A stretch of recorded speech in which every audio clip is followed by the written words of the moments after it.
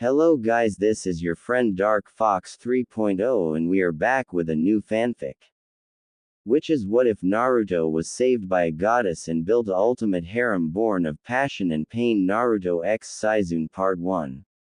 And if you enjoy this fanfic, then please press the like button and subscribe to my channel for more fanfic like this.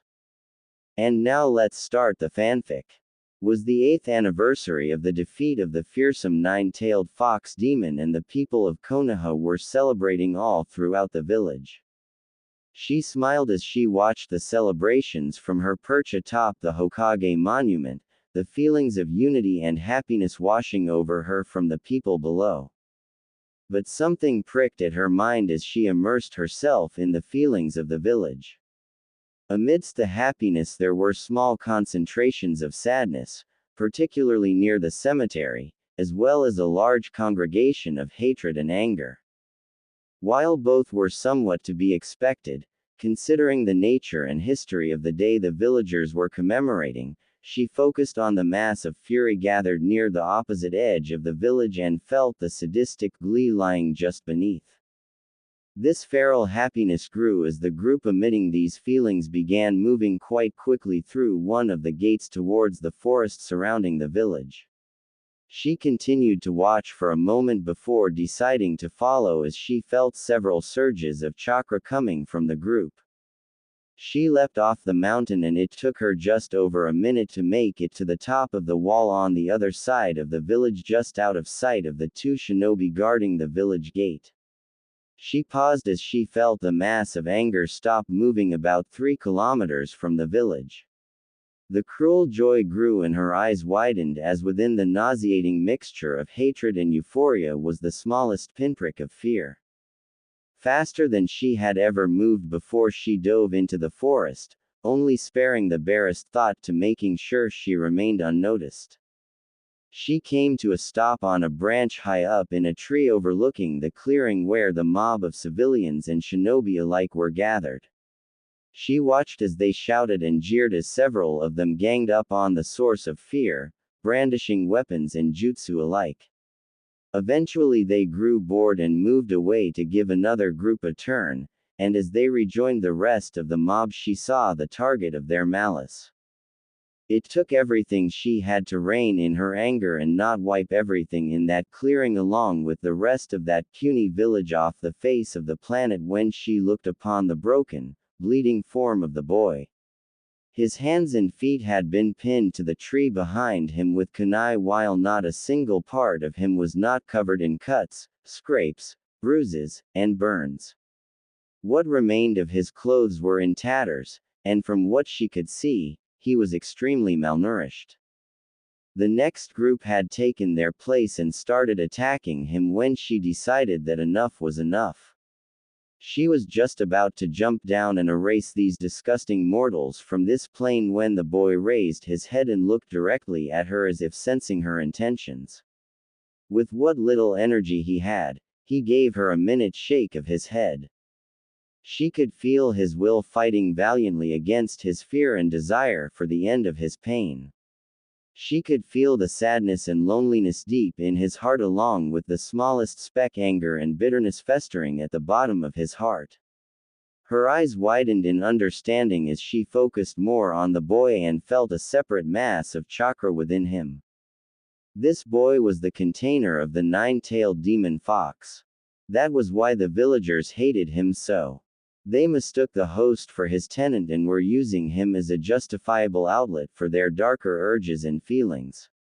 Knowing this, she was surprised by how small and deeply buried the boy's own darker feelings were. She contemplated this and came to a decision just as a villager gave a shout and cleaved a butcher knife through his right shoulder, forcing the boy to close his eyes and throw his head back in pain. His mouth was open as if to shout his agony to the heavens, but the most that would come out was rattling gasp. "Ha! Can't make much noise without those vocal cords of yours, can you, demon?" The man jeered as the others of the group laughed along.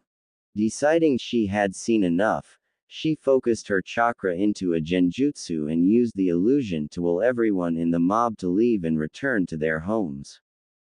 Though it was not nearly enough in her opinion, she would follow through with the boy's wish to leave them unharmed, at least until she knew his reasoning. She waited until the last villager had left and dropped down to the ground just as the boy managed to wriggle the kunai impaled through his left hand out of the tree.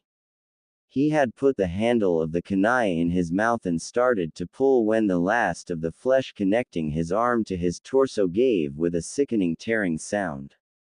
His mouth opened once more with a silent howl as his body started to drop without the support of his other arm in the tree.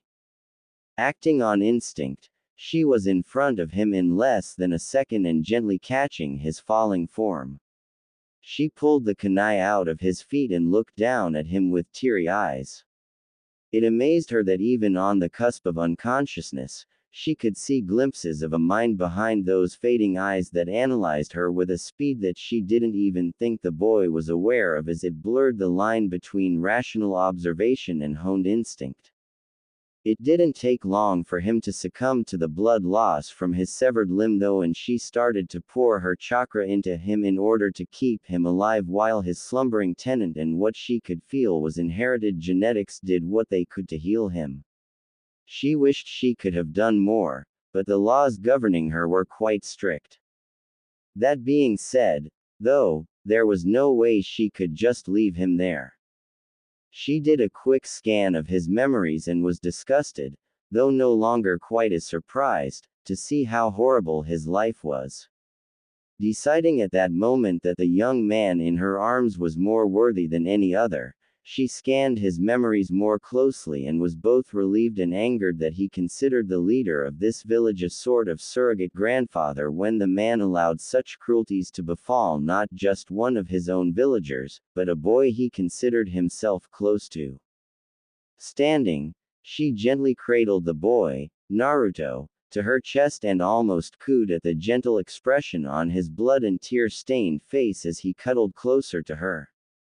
Her resolve set, she didn't even bother moving, not wanting to jostle her charge, and focused on her destination as she focused on the location of this so-called Hokage. Perhaps it was time for the god of shinobi to receive a visit from a real god. Ooh, Hiruzen Sarutobi frowned as he signed yet another piece of paperwork. Though the sounds of his villagers enjoying the festivities that night should have filled him with content as they drifted through his window, he couldn't help but worry for one boy in particular. Despite his best efforts to convince the people of Konoha that Uzumaki Naruto was a hero who kept a calamity made flesh at bay with his every breath, they simply were too lost in their pain and hate and ignorance to believe the boy was anything but the monster he housed.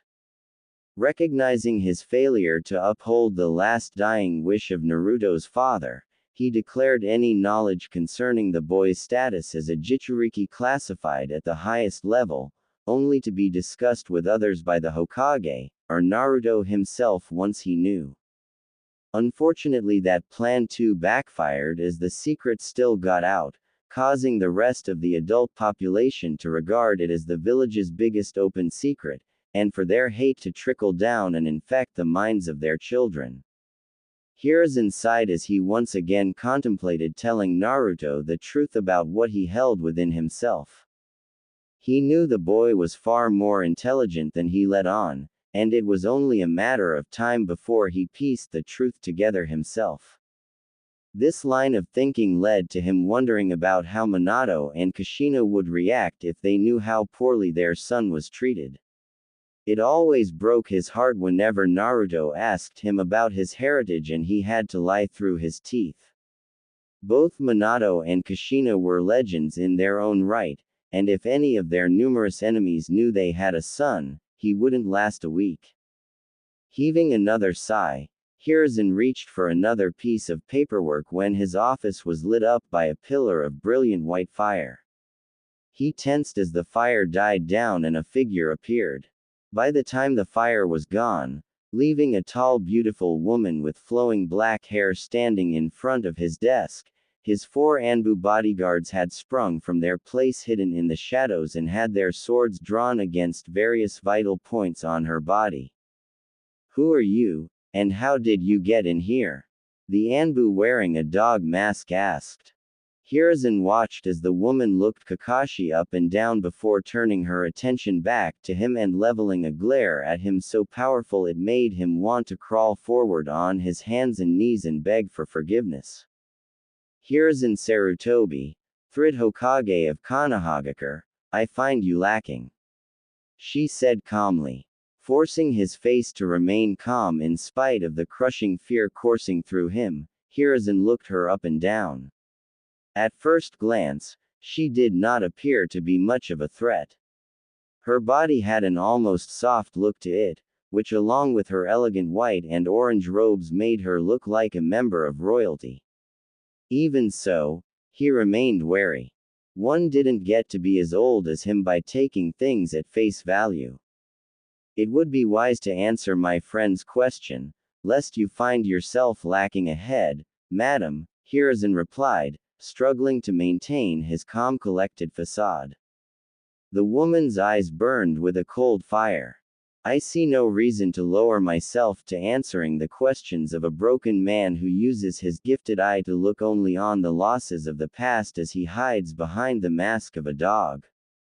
Hiruzen's eyes widened while Kakashi stiffened before he and the other Anbu moved to incapacitate her before bringing her to interrogation.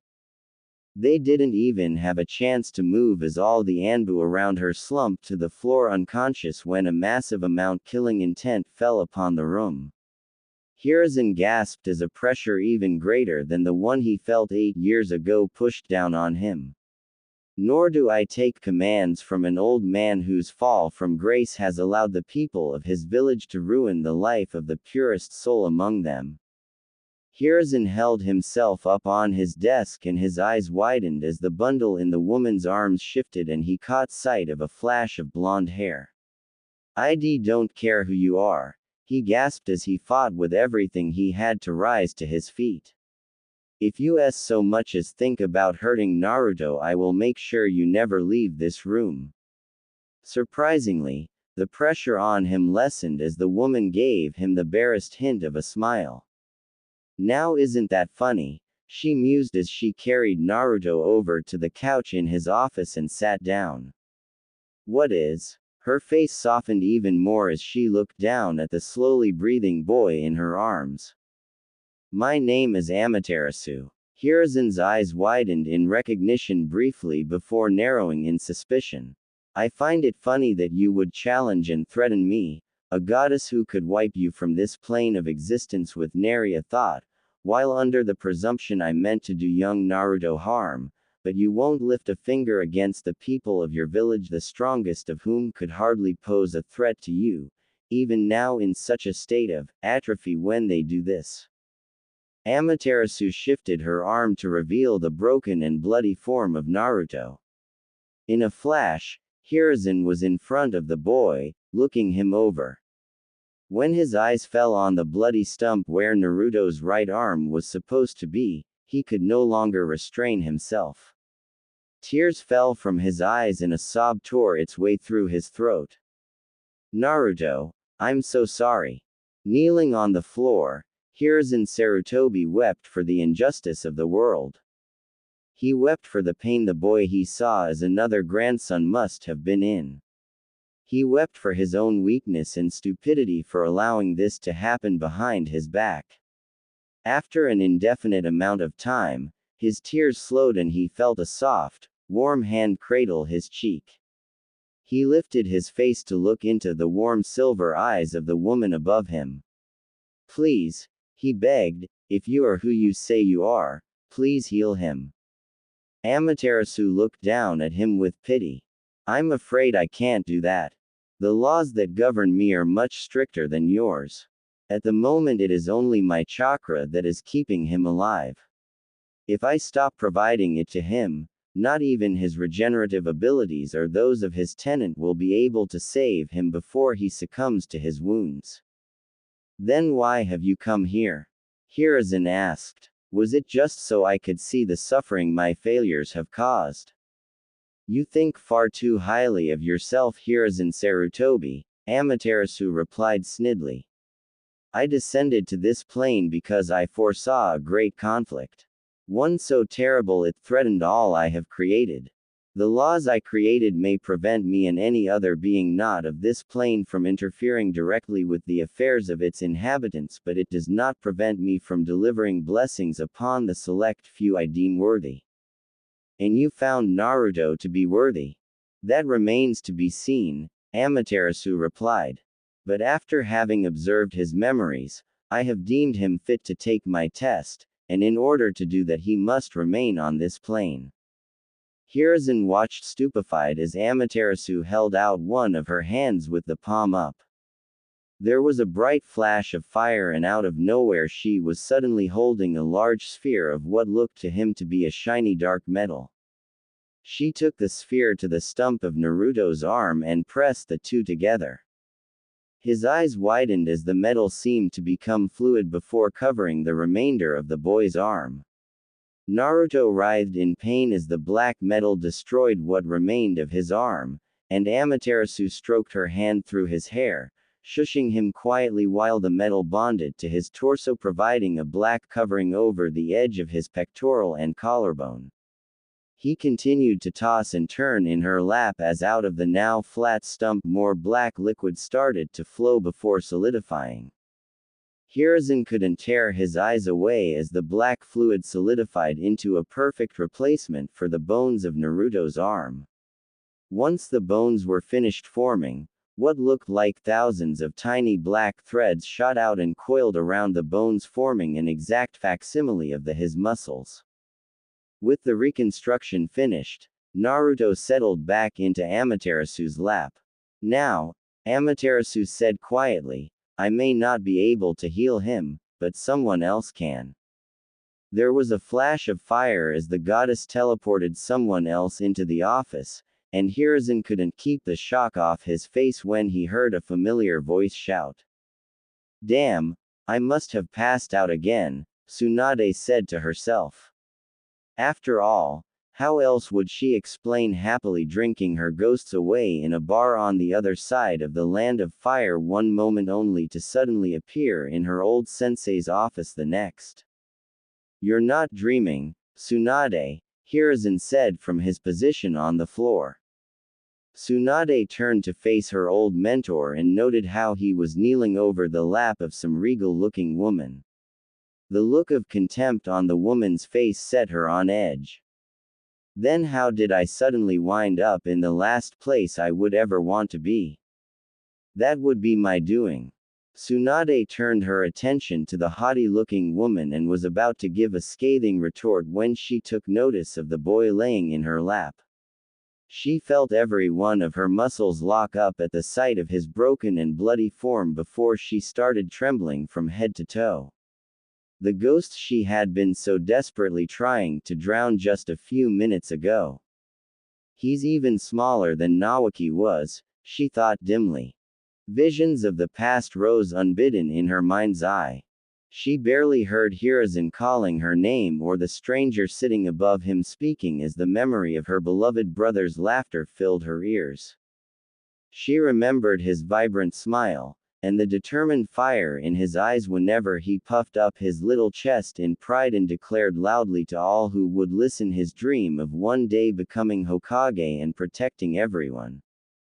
Eventually, though, her mind started to go down the same inevitable path it always did when she caught herself reminiscing her brother or her fiancé. Images of his dead and mutilated body flashed before her eyes. Her breathing quickened when the images became more gruesome and horrible as her imagination showed her how much pain he must have been in while he screamed for her over and over. A ring of darkness steadily grew from the edge of her vision, and before she knew it she was engulfed in the sweet release of unconsciousness. Drip, drip. She opened her eyes and looked around only to find herself, Hiruzen, and the strange woman holding the boy standing around in some sort of sewer. Strangely though, The boy was now bereft of any of the wounds she had seen on him previously. Though now she did note that his right arm seemed to be comprised of some strange, dark, metal cables coiled together to form the muscles of the arm. Seeing that the source of her anxiety was gone, Tsunade immediately scowled as she regained her senses. Alright, Sarutobi-sensei, what's going on? She demanded. Where are we, and why would you show me something like that? Hiruzen opened his mouth to reply but was promptly cut off by the haughty stranger. Tsunade Senju, as I said before, I brought you to me. I examined the memories of your sensei and he seems to think rather highly of your abilities in the healing arts. It was originally intended for you to heal the boy I carry with me, but after witnessing your rather visceral reaction upon seeing the state he was in, I find myself housing doubts as to the quality of your skills. Tsunade growled and clenched her fist as this stranger stood before her and had the gall to insult one of the few things about herself she still took pride in. Look, lady, I don't know who you are, but if you took a dive through Sarutobi-sensei's memories, you should have found two things. I'm the best damn medic in the world, everyone thinks highly of my skills, and given that you must now know what I've been through, I have no loyalty or obligation to Konoha or its people. This isn't about Konoha, Tsunade. Hiruzen exclaimed. This is about a little boy who has suffered far too much and who needs your help. For what? He looks fine now. Once again her mentor was cut off as the strange woman turned without warning and started walking deeper into the depths of the sewer. Hey, where are you going? There's one other who must be privy to what I am about to say, and I do not wish to repeat myself. The woman said coolly without even looking over her shoulder. Not seeing any other option, Tsunade exchanged a brief look with her old mentor before they both took off after her. Hey, lady, she called as they caught up with the woman. At least tell us where we are. As they walked, the sound of wind gusting at periodic intervals steadily grew louder and Tsunade couldn't shake the feeling of trepidation slowly crawling up her spine. We're in young Naruto's mindscape, the woman answered. That's why he suddenly isn't injured, Tsunade concluded. The woman nodded, but it seemed like Hiruzen was only put on edge. But if we're in Naruto's mindscape, then that means. He was cut off as the narrow corridor suddenly opened up into an endlessly expansive room and a deep, menacing chuckle echoed around them, shaking both student and master. Their eyes were drawn to the far side of the room where behind a massive cage with a paper bearing the symbol for seal sat over the lock. Behind the bars of the cage, a massive pair of glowing red eyes slowly opened, followed by a feral Cheshire grin comprised entirely of razor-sharp fangs. So, after 8 years my warden finally deigns me worthy of a visit. A deep, unending feeling of malice followed the booming voice and Tsunade looked over to see even Hiruzen struggling to remain standing under the titanic pressure of the creature's chakra and killing intent. And it seems he even brought me some snacks. Kyubi, enough with the theatrics, the woman ordered calmly. Tsunade's eyes widened as she put the pieces together. It seemed that even in Konoha, Jinchuriki were hard-pressed to escape from living a life of suffering. Even you can see that the boy will not awaken until I allow it. Then why come here? The beast asked with no small amount of disdain. Even creatures as dim as you should recognize the danger of entering my container's mind. Be wary of your tone, Fox, the woman said with narrowed eyes. I have been shown more disrespect on this night than I would normally allow, and my patience for it, even in ignorance, grows thin. Tsunade was shocked that someone could address the strongest of the tailed beasts with such derision. Her shock grew as the fox roared in anger and the pressure of its chakra increased, forcing both her and Hiruzen to their knees while the massive killing intent made her shake with fear. Why would show you? Who are no more than insects scurrying below the feet of a being such as I, any respect. All you do is lie and manipulate and control. Because of you I was forced into imprisonment for a third time with naught but scant moments to enjoy my freedom between before being forced into enslavement and captured once more. Her surprise only grew when the woman remained unfazed by the massive wave of fury the fox was emitting, only narrowing her eyes before the pressure and killing intent were forcibly pushed back. Not a moment later, the woman focused her own pressure upon the fox, and even though the beast was the focal point of her ire, Tsunade found herself pressed flat against the ground as the woman's pressure made that of the fox feel like nothing more than being a few feet underwater. Even the Kyuubi itself was forced to the floor under the gargantuan pressure of the woman's power. Her voice was calm and collected, but resounded loudly off the walls while contain a hidden fire underneath.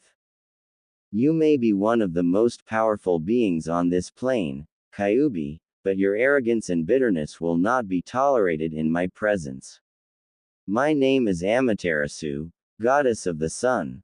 You will listen to what I have to say, and you will respect the situation in which you all find yourselves. Do I make myself clear? Why yes, Amaterasu-sama.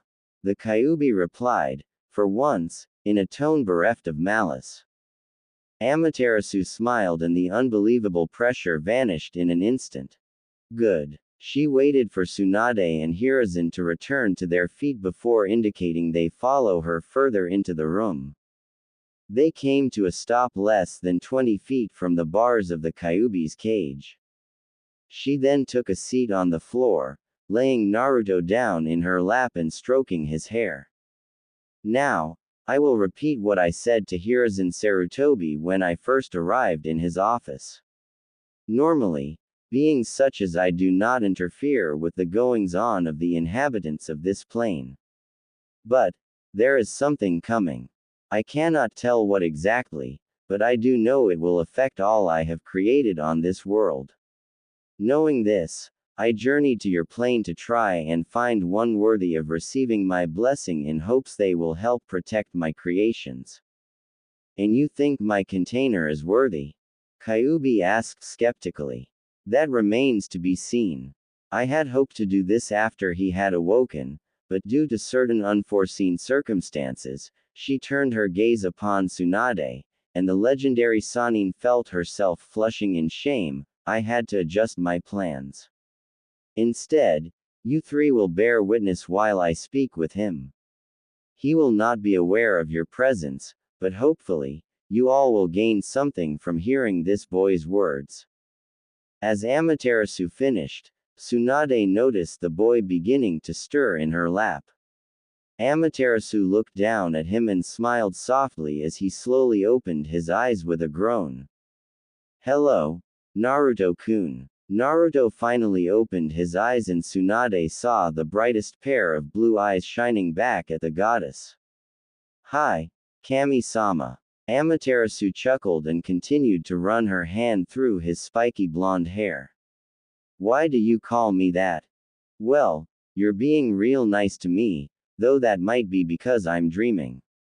You saved me from those villagers, you look really strong. Like stronger than Gigi and he's the strongest in the village.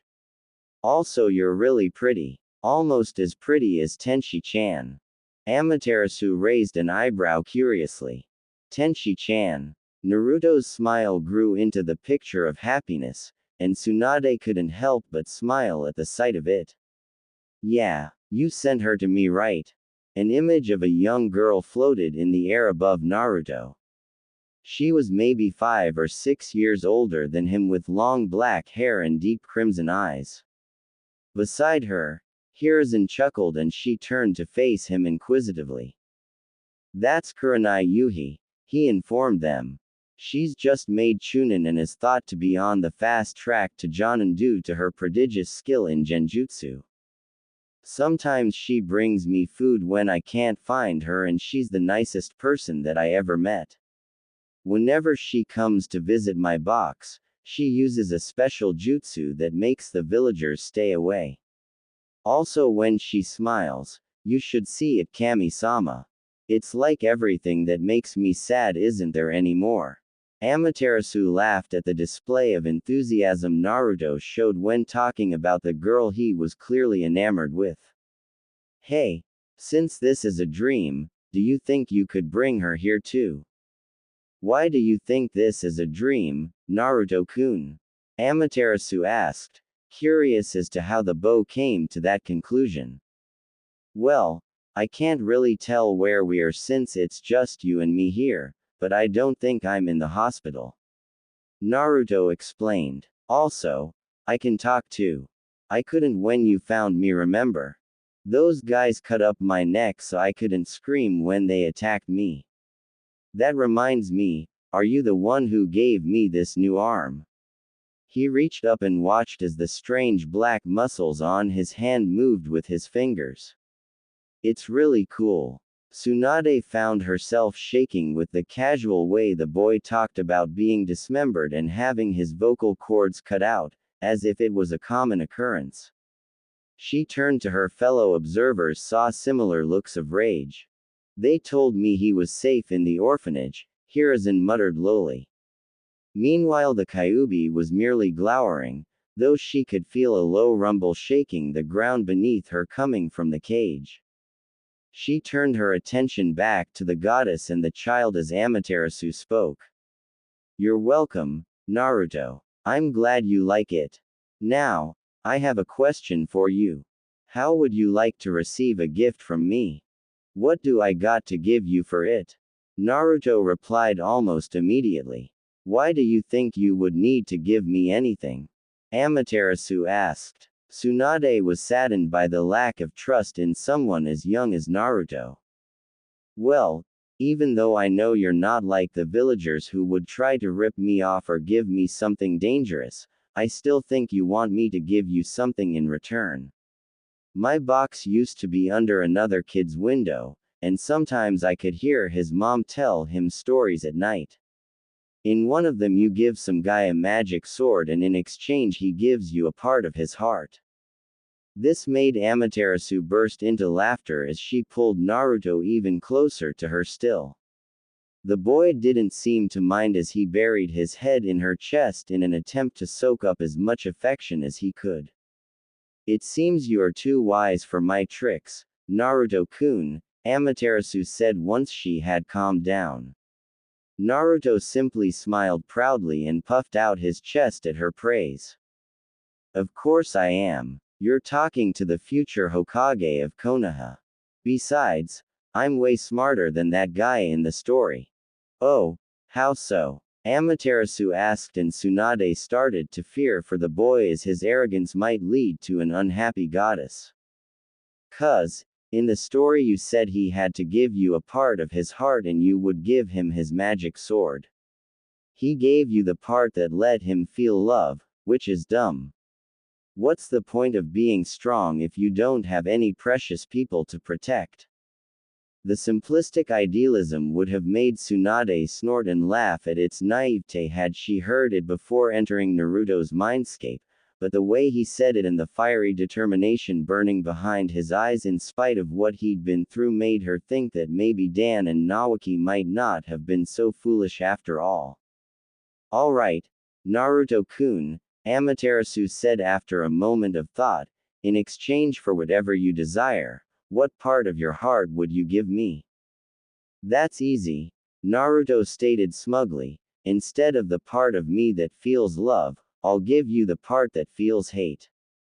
Amaterasu laughed once more and Tsunade couldn't help but smile herself at the simple brilliance of it. The boy was so determined to reach his goal of being a protector that any feelings that, while completely justifiable in her opinion, would get in the way of it. That's a great choice, Naruto-kun. Now, what do you want in exchange? Naruto frowned in concentration for a couple of minutes as he thought her offer through.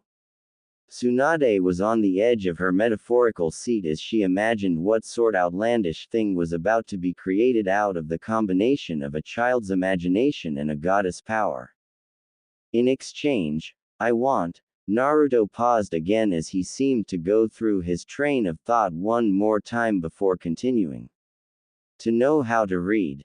Even the mighty Kyuubi couldn't keep its eyes from widening upon hearing Naruto's request.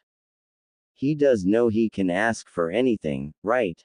Tsunade asked the room in general. Amaterasu managed to control her surprise but did raise an eyebrow in curiosity. Are you sure, Naruto-kun?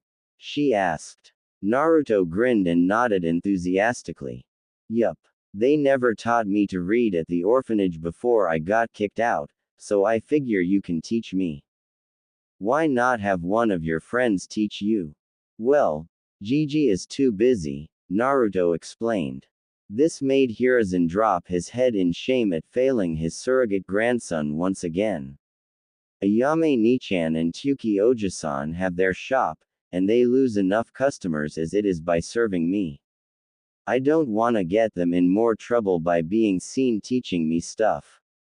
Tenshi-chan might teach me, but I don't see her often enough, and when I do I wanna do other stuff with her. Amaterasu nodded sadly at his reasoning. Clearly, the boy was almost selfless to a fault due to his poor treatment convincing him he lacked self-worth. And what would you do if I gave you the ability to read? Naruto frowned in thought for a moment. Well, I wanna be a shinobi so I can keep Gigi and my other precious people safe. And if I wanna help keep Gigi safe, that means I have to be really strong like him. But Gigi is also called the professor by lots of people, which I think means he's really smart.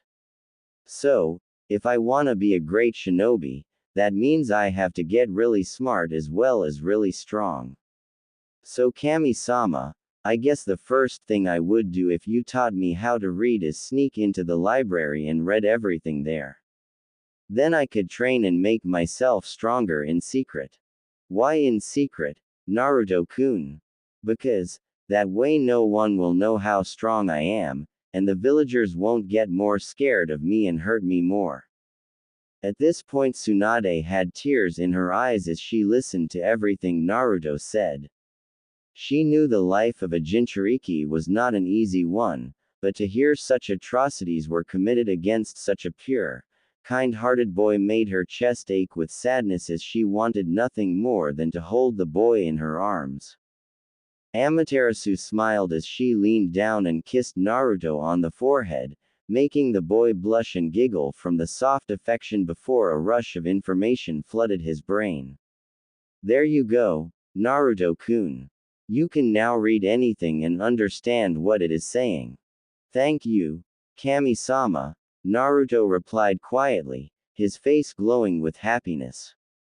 Now he was going to be able to be the strongest shinobi ever and protect all his precious people. Are you sure this was all you wanted from me, Naruto-kun? Amaterasu asked. I can see in your heart that there is still something you desire. The smile dropped from Naruto's face as he shifted uncomfortably in Amaterasu's lap. Well, I mean, there is one other thing I've always wanted, but I can't ask you for it.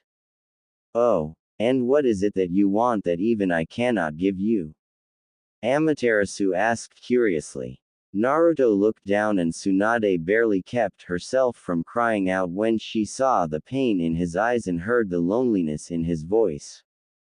I'd really like to have a mom. But I can't ask you for that, because it wouldn't be fair to her if she was forced to take care of me. Tears started leaking out of his eyes and Naruto struggled to make his shaky voice audible. I would want her to love me and take care of me because she wanted to, not because she had to. Finally, his composure was broken and a sob ripped its way out of his throat. Amaterasu held him close and whispered soft comforts in his ear as she stroked his hair. Within minutes he had returned to a peaceful slumber and she slowly stood up with him in her arms before addressing the rest of the group.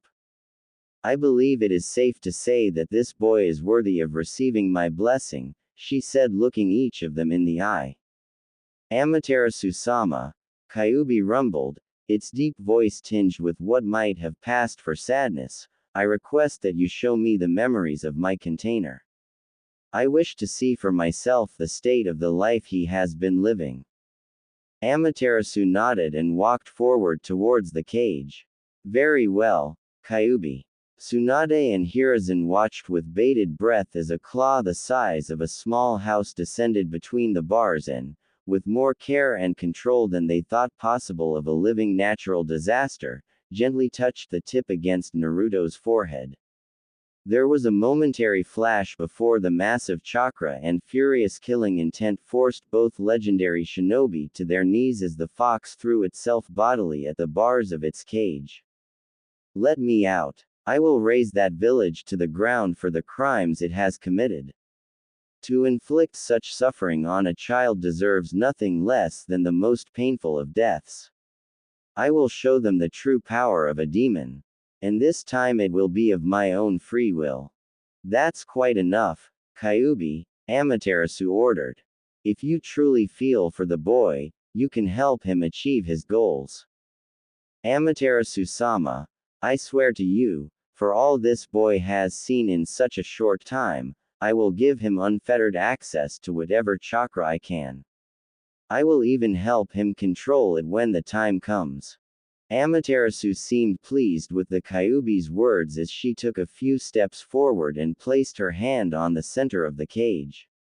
Her hand glowed briefly and the Kyubi's giant red eyes widened from the darkness of its seal.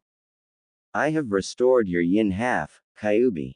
You are now back to your original strength, and while I'm sure you are more than aware that your ability to corrode the seal before you has dramatically increased, you have made an oath to me. Do not take it lightly. If possible, the Kyubi had grown even larger than it already was before as it nodded its gargantuan head in understanding. Turning around, Amaterasu addressed the other two. With that business done, I believe it is time we return to the physical plane. Tsunade felt a strange tug from behind her navel as darkness engulfed her, and before she knew it they were all back in the Hokage's office. This time she didn't even flinch at the sight of the blood covering Naruto from head to toe before rushing to kneel in front of him next to her old sensei. She immediately started healing him, her eyes continuously returning to his soft, peaceful face as she worked. How is he doing? Hiruzen asked quietly. It's not good, Tsunade replied. He's suffered major blood loss and there's traces of tetanus in his system, though the Kyubi's chakra is helping to destroy it. This new arm of his is very interesting. It seems to be some sort of almost organic metal and even has its own chakra pathways. The rest of his wounds seem to be healing rather quickly, though there is going to be some pretty extensive scarring. The worst is his throat, though. Even with Kyubi's help, the damage to his vocal cords is too extensive to perfectly repair. It's unlikely he'll be able to speak more than a hoarse whisper, if at all. Tsunade continued working extensively, even as Amaterasu leaned down to plant yet another kiss on Naruto's forehead. Her eyes didn't even leave her work as a bright flash of light originated from where the goddess had kissed him, or when she gently slid him off her lap and stood up. In fact, it wasn't until she had stabilized him and Naruto was lying peacefully on the couch that she even cast a glance at the other two standing over her. Amaterasu, happy that Tsunade's work was done and she had both their attention, reached inside the sleeve of her kimono and pulled out a simple-looking scroll with an ornate white and orange seal on it. I have found Naruto Uzumaki to be truly worth of receiving my blessing, she declared, handing Hiruzen the scroll. I have bestowed upon him the power of a true leader, and in this scroll are the teachings necessary for him to master that power. Hiruzen opened the scroll and read the first few lines. The Kunshugan, he read. Monarch I. Well, isn't that an appropriate name? Tsunade quipped before turning her attention back to Naruto. She didn't fight the soft smile that rose to her face. Her mind made up, She turned back to face her old mentor, a look of resolution on her face. Sarutobi-sensei, I wish to adopt Naruto Uzumaki. Her determination quickly turned to anger when Hiruzen sighed loudly before walking around his desk and slumping in his chair. I cannot allow you to do that, Tsunade. What do you mean you can't do that? Tsunade exclaimed. You heard him in his mindscape. The one thing he wants most in life is to have a mother who chooses to love him and take care of him, and the moment someone asks to fill that role, you shoot them down. Your sensei is correct, Tsunade Senju, Amaterasu said quietly. While I applaud your resolve, you must still prove yourself capable of surmounting the ghosts of your past and the vices you used to escape them. I know I don't come across as the most reliable person, and objectively I probably seem like the last person you want raising a child, Tsunade replied, but when I look at Naruto, when I see the fire in his eyes, I see what Dan and Nawaki were talking about. I believe that he can succeed where they failed, and I want to be there to care for and guide him on that path. And I'll do anything to be given that privilege. Amaterasu took a step and stood right in front of Tsunade, staring her in the eyes. The deep searching expression on her face made Tsunade feel like the very depths of her soul were being excavated and carefully examined. After a minute of tense silence, Amaterasu smiled and stepped away to look at Hiruzen. Your words speak truth, Tsunade Senju. Hokage-san, perhaps there is a compromise to be reached. Hiruzen closed his eyes for a moment and thought about their current situation. Even if I wanted to, the civilian council has almost complete power over Naruto as he is currently a normal citizen. By the time I wrestle that control back, he would already have passed the academy. That being said, there is an alternative solution, though I know you won't like it. Tsunade's resolve was unshaken. It doesn't matter what it is, I'll do it. Ooh. Iruka blew out a sigh and readjusted the files of the various genin graduates in his hands as he walked down the hall towards the meeting room in the Hokage Tower. Today had been a roller coaster of emotions. It had started fairly well, with a decent amount of his students having exceeded his expectations. One in particular made his chest swell with pride. Naruto Uzumaki. When they had first met, he originally despised the boy. Not because he was ignorant enough to mistake him for what he contained, but simply knowing that the cause of his parents' deaths was sealed inside his stomach made every time he so much as looked at Naruto a painful reminder of what he had lost. That quickly changed though when he saw the hell the rest of the village put Naruto through, and despite all that, the big smile never seemed to leave his face.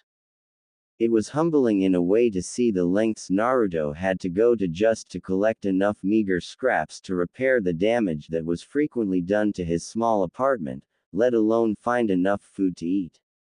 Iruka had tried over and over to report these crimes to the Hokage, but no matter how hard they tried, they simply couldn't find enough proof.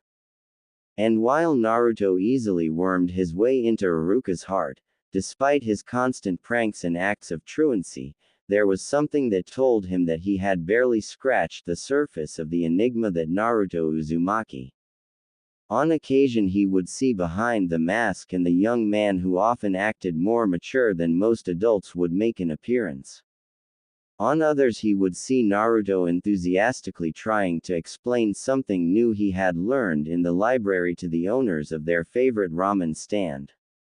He knew that the Hokage given Naruto unrestricted access to the most of the library, even going so far as to give him a key to the building and threatening those working there that they did not have the authority to deny service to anyone, as it was a public resource and technically under the Hokage's jurisdiction.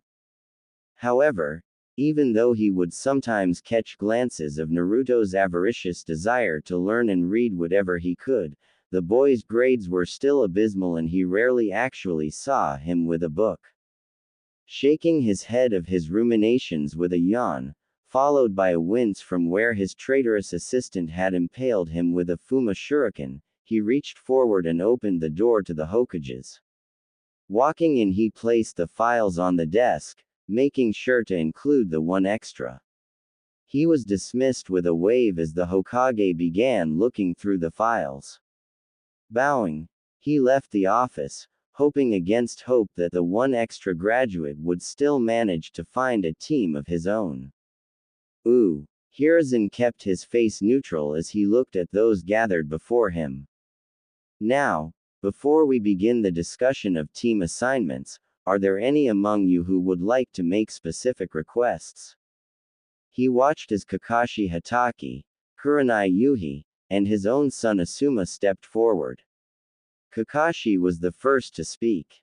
Hokage-sama, I request that Naruto Uzumaki be placed on my team. Kurenai was next as she stepped up next to Kakashi and bowed. Hokage-sama, I too request Naruto Uzumaki, as well as Hinata Hyuga. This made Kakashi and many others raise an eyebrow in curiosity as he knew they had all read Naruto's file and was sure he would be the only one to request him. Asuma was last as he too bowed. Hokage-sama, I request to be placed with the next generation of Inoshika Cho. Deciding to deal with the easiest issue first, Hiruzen leveled his gaze on his son. For what reason do you make this request, Jonin Sarutobi? Asuma took a slow drag of his cigarette and blew it out before answering. I think I would be valuable in molding the next generation of Konoha's most strategically solid team. Hiruzen thought over Asuma's request while ignoring the itch to reach for his own pipe as he inhaled the smoke from his son's cigarette. Coming to a decision, he grabbed the appropriate files and stamped them. Request granted. Asuma Sarutobi, you have been officially designated Jonin Sensei of Team 10, consisting of Ino Yamanaka, Shikamaru Nara, and Choji Akamichi. Asuma bowed and thanked him before exiting the room. Now, Jonin Yuhi, you have already expressed and explained your desire to train the Hyuga heiress, so I will begin by granting that one.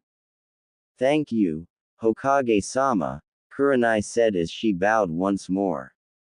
As for the matter of Naruto Uzumaki, he noted how several of the gathered Jonin scowled at the mention of his surrogate grandson and found his resolve reaffirmed.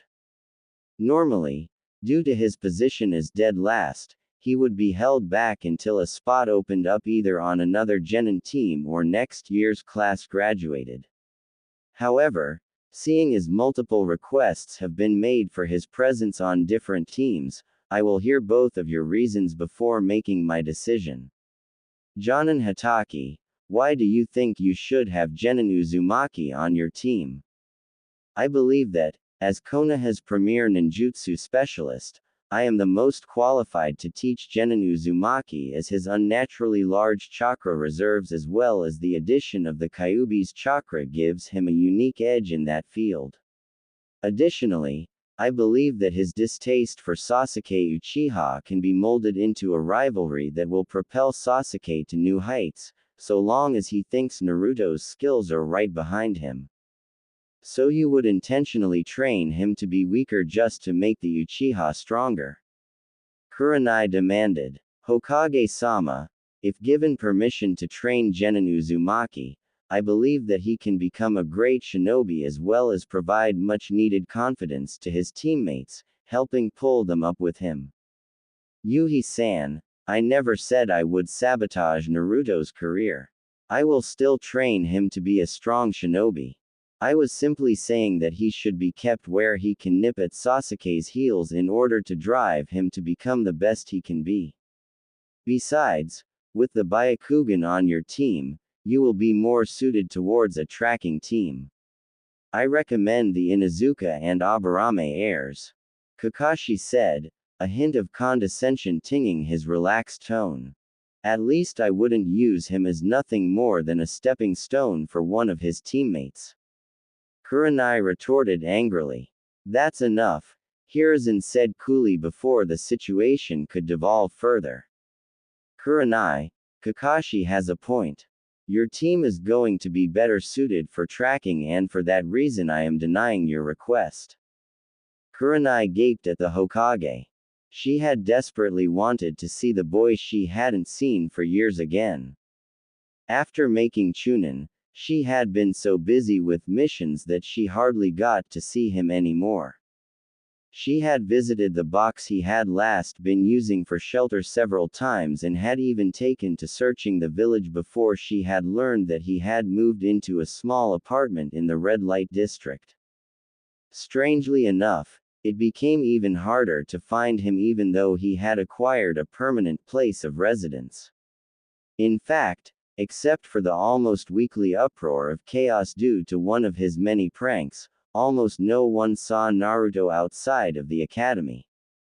Now she had just lost the chance to be able to see him regularly once again.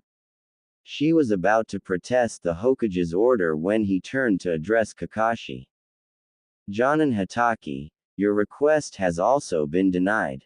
I will not have one of my genin used for the sole purpose of escalating another. Instead, it seems that, as originally intended, Genin Uzumaki will be assigned to the one who made the first request for him, years ago. And who would that be, Hokage-sama? Kakashi asked. He may not have shown it, but deep down he was upset that he would not be able to train the son of the man who was like a second father to him. His question was answered when the door opened and the last person any of them expected walked through. That would be me. Naruto woke up early, despite not being able to get to sleep until late last night. He had finally done it. He was a shinobi and one step closer to accomplishing his goal. Turning off his alarm, he slipped out of bed and prepared himself for his last day at the academy. He quickly scarfed down a quick breakfast of stale bread and cheese and thought about all that had happened in the last 5 years. After waking up in the Hokage's office and seeing the two strangers standing over him, he quickly tensed before realizing that one of them had been the goddess from his dream. He was happy to find that whatever had happened in his dream was real as he looked at his surrogate grandfather's robes hanging on the rack near his desk and could actually understand them as opposed to simply knowing by instinct that they read Third Hokage. His happiness had quickly been quashed though when he had tried to exclaim his joy at his newfound skill only for a raspy croak to escape his throat. The nice blonde lady, who he learned was named Tsunade, had crouched down to look him in the eye and explain that despite her best efforts, the damage to his vocal cords was just too great. Upset at the loss of not just an arm, but also his voice, Naruto had been surprised to find the nice lady hugging him. When he had calmed down and they finally separated, Tsunade had told him that it was time for her to leave, but she would see him again in a month to check on his throat and how his body was dealing with his new arm. Then the goddess from his dream had knelt in front of him and explained that her name was Amaterasu and she expected great things from him before disappearing in a flash of white fire with Tsunade. After that, he pretty much spent the next 5 years either in the library, at his apartment, in the academy, or in one of his many hiding places reading. He had kept his replacement arm a secret as he was bullied enough for being practically mute. He didn't need the villagers thinking he was a cripple too. Shaking his head, Naruto focused on the present, leaving the past behind as he opened his closet and skipped right over his trademark orange jumpsuit. Now that he was a shinobi of Konoha, he wasn't under the thumb of the civilian half of the village anymore, and he no longer had to hide himself behind the mask of a happy-go-lucky dunce to keep them from becoming wary of his growth. Instead he donned himself in a tight, long-sleeve chain mesh shirt, over which he wore a black hoodie with an orange swirl on the back that was gifted to him by Tsunade on one of her monthly checkups, as well as the dark orange scarf her apprentice, Shizune, had given him that same day. On his legs he wore a baggy pair of dark gray pants that reached just below his knees before being cinched shut around his shins. Below that were a pair of bandages covering the rest of his legs and a pair of sturdy, black slip-on shoes. Finally ready, he slipped his burnt orange gloves over his hands, concealing the remainder of his artificial arm, tied his headband on and rushed out the door, making sure to lock it and activate his security seals on the way out. It took him no time at all to arrive at the academy. He entered the classroom where he had spent the better part of the last 5 years, looking straight ahead as he climbed the stairs and took a seat next to a blushing Hinata. He then proceeded to wait there quietly for Iruka to come in and announce the teams. The most he interacted with anyone there was to simply point at his forehead protector when Shikamaru asked him what he was doing there. He then went back to waiting quietly until Iruka came in minutes after Sakura and Ino, breaking them up and demanding silence. He didn't really listen as the teams were assigned, though he did smile and pat Hinata on the back when he learned she was going to be on a team with Kurenai. He hadn't really seen her in the last few years, seeing as she was often busy with missions and he was busy hiding from villagers while reading and learning anything he could get his hands on or training. He was happy though that she made Jonin and that she was going to be the sensei to the only girl in Naruto's class who hadn't been mean or cruel to him. And lastly, Iruka concluded, seeing as we have an uneven number, we normally place the odd man out with a team from the next year's class. Looks like the Dobi's out of luck again. Kiba shouted, much to the amusement of his peers. Serves him right, Sakura added. Dressing up all cool like Sasuke-kun when he's just a dead last. Naruto meanwhile didn't react. He had caught what Iruka said and was waiting for what he was getting at. He didn't have to wait long either as Iruka cleared his throat and continued. Actually, it seems that Naruto is going to be lucky. He has been requested to be a private apprentice and will therefore work individually with a sensei as well as operating as a backup team for any missions that see a sudden increase in difficulty outside of the mission's parameters. The class erupted in chaos as many of the other students voiced their disgust of the situation. It took several minutes and a particular judicious use of Iruka's demon head jutsu to finally get everyone settled down and explain that there was no way to change placements. Finally, a knock on the door managed to grab everyone's attention. Iruka opened the door and his along with almost everyone else's jaws dropped. Standing in the doorway with her arms crossed was none other than Tsunade Senju. Tsunade-sama. Iruka stuttered before bowing quickly in respect. You've returned to the village. I have, replied Tsunade as she stepped past Iruka to glare at the gathered graduates. Naruto couldn't contain his smile as her eyes fell on him and softened before returning to its previous glare. So these are this year's batch of academy graduates. You all don't look like much to me. I assure you, Tsunade-sama, Theses shinobi are ready. Iruka said as he stood next to her nervously. A few of them, maybe, Tsunade conceded. But at the moment I'm only interested in one of them, and that's my future apprentice. The air seemed to freeze as everyone in the room tried to process what she had just said before erupting in anger.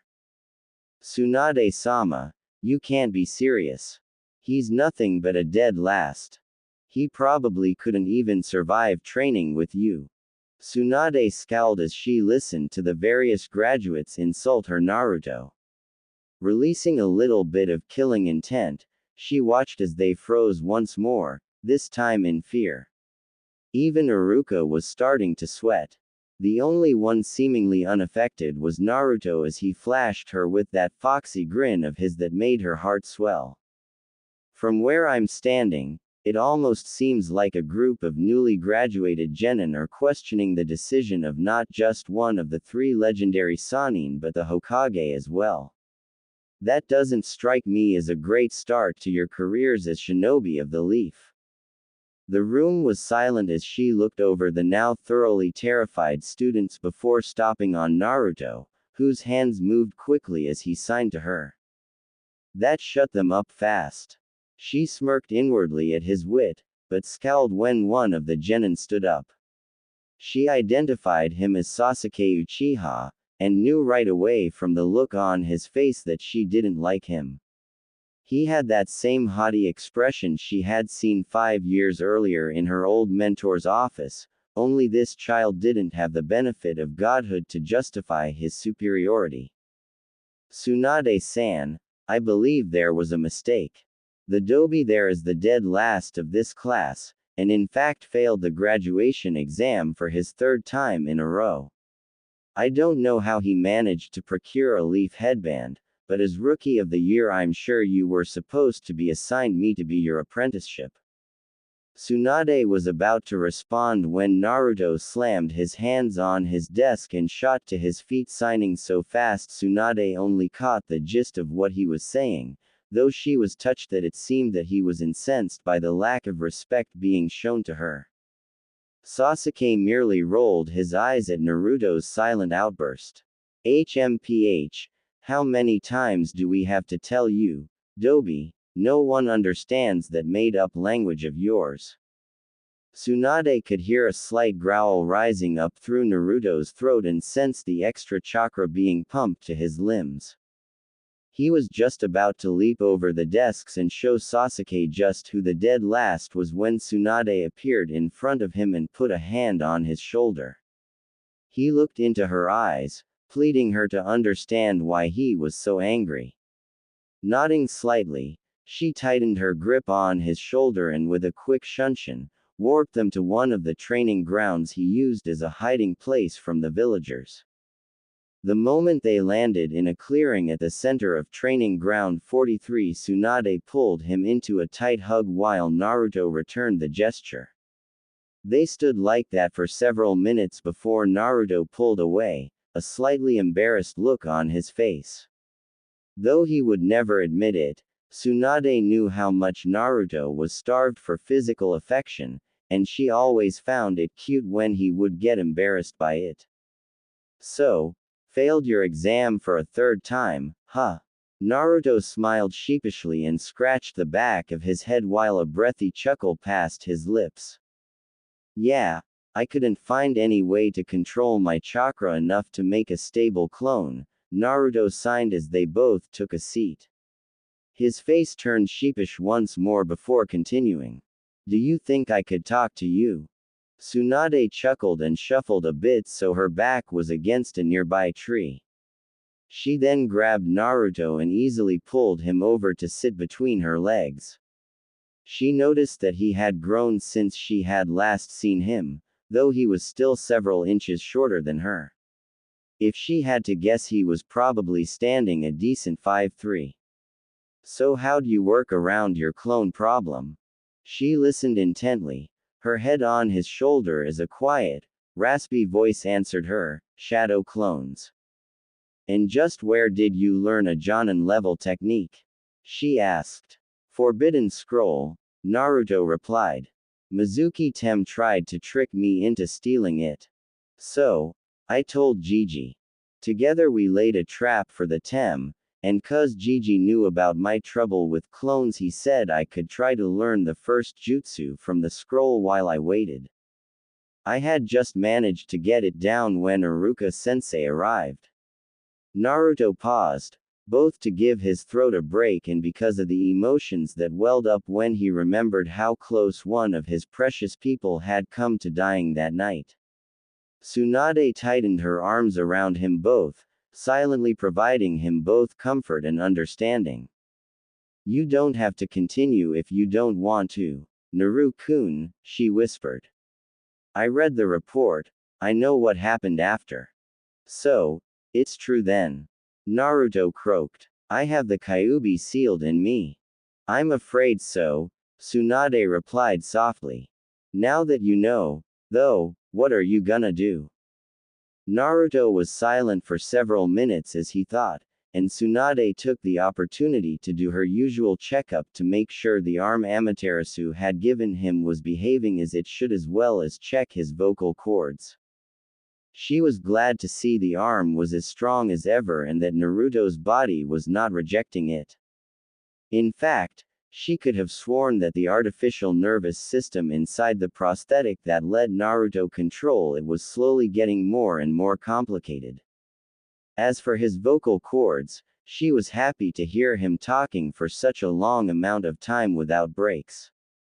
It meant he was steadily improving, and while he may never be rid of the quiet raspy quality in his voice, or being able to shout at the top of his lungs, she was confident the day was coming when it would no longer hurt to express himself with more than just hand gestures. "I've decided that I'm not gonna use the Kyuubi's chakra," Naruto stated, surprising Tsunade. "Why not? It's not mine to use. If I ever meet the Kyuubi somehow, I may ask it if I can use some of its chakra with its permission, but that'll only be after I ask it why it attacked Konoha and figure out whether I can trust it." Tsunade considered telling him that the Great Fox had already sworn an oath to let him use its chakra, but figured it might be better for Naruto to grow under his own power first and have the Kyuubi itself give him permission. "That seems awfully wise of you, Naru-kun." Naruto leaned his head back against her and smiled brightly before shooting to his feet and turning to face her. "I'm ready to get started whenever you are, Suna-sensei," he signed quickly. "You asked for it, Naru-kun," Tsunade replied as she stood up and slipped into her preferred fighting stance. Ooh. They spent that afternoon sparring, though that largely consisted of Tsunade beating him around the forest like a rag doll. After several rounds, Tsunade was happy to see Naruto quickly figuring out the trick to the shadow clone technique, and found that with each shadow clone she destroyed, her young apprentice's skills steadily increased. By the time they stopped for dinner, Naruto had actually managed to tap her with the palm of his hand, something she hadn't expected to happen for a while yet, even if she was holding back quite a bit. They left the training ground and headed for Ichiraku's. Naruto couldn't tell what he was happier about at the moment, the mountain of ramen he was currently shoveling into his mouth, or the fact that one of his most precious people was not only going to be staying in Konoha to be his sensei, but was also paying for the mountain of ramen he was currently shoveling into his mouth. He listened attentively though as Tsunade outlined their training schedule for the next few weeks. Every day started with physical training all morning, then, after lunch, they would spend 3 hours a day trying out new techniques and then another 3 hours of sparring before breaking for dinner. Meanwhile, both of them sent shadow clones to complete several D-rank missions, and Naruto had several others reading, studying, or practicing techniques learned during the 3 hours after lunch. Every Friday, Tsunade had said they would practice with another genin team after lunch, as they were a backup team and would therefore need to work well with every team. Finally, on Saturdays, Naruto would remove the resistance seals he had started putting on himself and they would spar with him, going all out in order for him to have proper control as well. After that, Sunday was used as a day off for errands and generally just hanging around. They had been following this schedule for nearly 4 weeks, and even though Naruto ended every day barely being able to stay on his feet, he couldn't be happier. He had a running joke with Tsunade that they were going to make Shizune, who had taken a leadership position at the hospital, retire before the third due to the stress of their weekly all-out spars inevitably ended with Naruto being hospitalized for the night. He was happily eating at Ichiraku's, alternating between devouring his food and enthusiastically signing to the 2 cooks about his training when Tsunade dropped by and told him she had finally gotten around to getting another genin team to agree to practice with them. That was how that Friday, Naruto found himself standing in Training Ground 8 staring at two of the most beautiful girls he had ever seen. He had never really spent a lot of time around Hinata, as she was very shy and tended to pass out around him, but seeing her now, ducking and weaving as she sparred with her teammates. He frowned as he watched her movements, though. Something about them seemed a little too stiff and unnatural for a girl who seemed to breathe poise and grace. His eyes moved away from the sparring match to the ethereal beauty standing not far off. If possible, Kurenai had only gotten more beautiful since the last time he had seen more than a passing glance of her. He could easily see the hidden strength lying beneath her soft, curvy frame. Her wild, dark mane reached midway down her back, and he could see the calm intelligence in her crimson eyes as she observed her students. His face heated up though as she suddenly turned and looked him in the eye, a big smile on her face as she called for her students to halt. Walking over, she had to resist the urge to rake her eyes over Naruto's surprisingly well-toned form. "It's good to see you again, Naruto-kun. I was afraid you had disappeared on me." She watched as Naruto moved his hands around wildly, only to frown when she heard Kiba shouting from behind her. "Oi, dumbass. What part don't you get about none of us understanding your stupid hand-talking thing?" She heard a quiet growl reverberate through Naruto's chest before he showed Kiba a particular one-fingered sign that everybody understood. He said, "It's good to see you as well, Tenshi-chan.